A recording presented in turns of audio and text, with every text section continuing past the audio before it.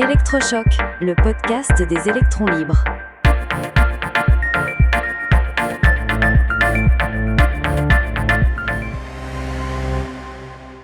Iran, qui pour succéder au Mollah? Aujourd'hui, nous allons nous plonger au cœur d'une question brûlante, une question qui pourrait redessiner la carte du Moyen-Orient. Que se passera-t-il après la chute du régime iranien?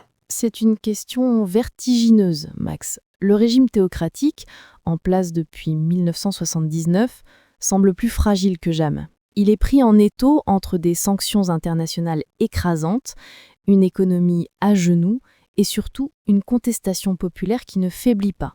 Absolument. Et dans ce contexte explosif, avec la menace d'une intervention extérieure, notamment américo-israélienne qui se précise, les regards se tournent vers l'opposition. Une opposition historiquement très fragmentée, mais qui tente aujourd'hui de s'organiser. Et c'est là que ça devient fascinant, Max. Plusieurs forces, plusieurs courants se positionnent. Le premier qui vient à l'esprit, c'est le courant monarchiste, incarné par Reza Pahlavi, le fils du dernier Shah. Oui, et c'est un courant qui surfe sur une certaine nostalgie. Pour beaucoup d'Iraniens, l'ère Pahlavi représente une période de prospérité, de modernité laïque, une sorte d'âge d'or perdu. On entend même des slogans dans les manifestations actuelles qui réclament son retour. C'est vrai, Reza Pahlavi, depuis son exil aux États-Unis, se présente moins comme un prétendant au trône que comme un facilitateur. Il veut organiser une transition démocratique et laisser le peuple choisir, mais soyons clairs, si l'option d'une monarchie parlementaire l'emportait, il serait le candidat naturel. D'autant plus qu'il a des soutiens de poids.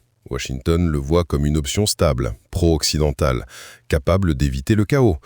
Il a aussi tissé des liens avec Israël et l'Arabie saoudite, qui verraient d'un bon œil un Iran apaisé et non expansionniste. On estime sa base de soutien en Iran entre 25 et 35%, ce qui est loin d'être négligeable. Mais face à lui, il y a un autre courant, beaucoup plus ambigu. Les réformistes. Ah, les réformistes. C'est un terme presque trompeur en Iran.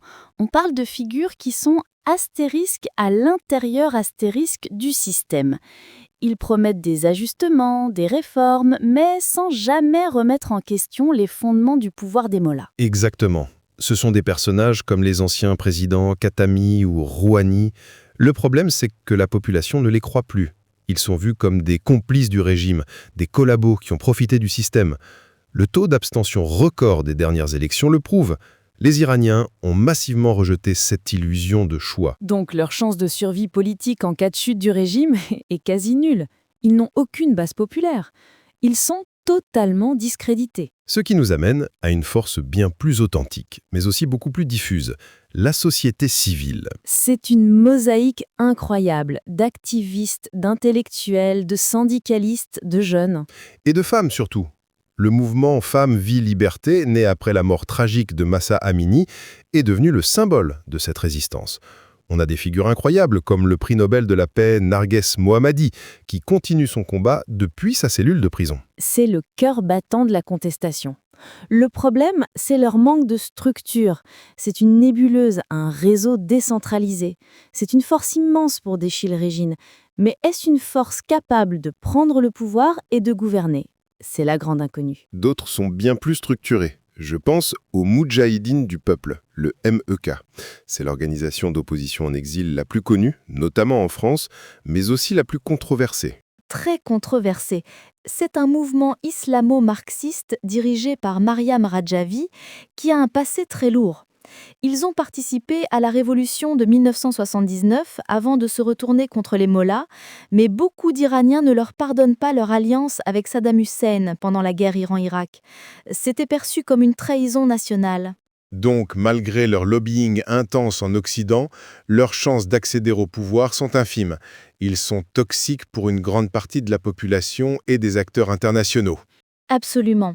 Et il ne faut pas oublier une autre dimension essentielle de l'Iran, sa diversité ethnique. Et là, les Kurdes jouent un rôle capital. Oui, les Kurdes du Nord-Ouest ont une longue tradition de résistance. Ils sont organisés, armés et portent des revendications d'autonomie très fortes. On a principalement deux grands mouvements. Le KDPI, plus nationaliste et diplomate, et le Comala, d'inspiration marxiste, historiquement plus tourné vers la lutte armée. Mais ce qui est intéressant, c'est que ces mouvements évoluent. La jeune génération du Comala, par exemple, est moins idéologique, plus pragmatique et très attachée à l'idée d'une nation iranienne diverse mais unie. L'enjeu pour eux n'est pas de prendre le pouvoir à Téhéran, mais d'obtenir une large autonomie dans un futur Iran fédéral. Ils pourraient être des partenaires clés dans une transition, à condition que leurs revendications soient intégrées pour éviter une guerre civile. C'est un puzzle incroyablement complexe.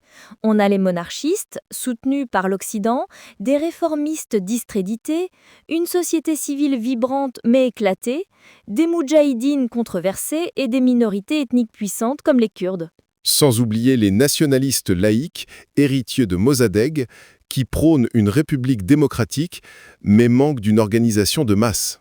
Toutes ces forces tentent aujourd'hui de se parler, de former un front commun face à un régime aux abois. La grande question est de savoir qui tirera son épingle du jeu. Et surtout, quelle sera la marge de manœuvre laissée au peuple iranien lui-même ?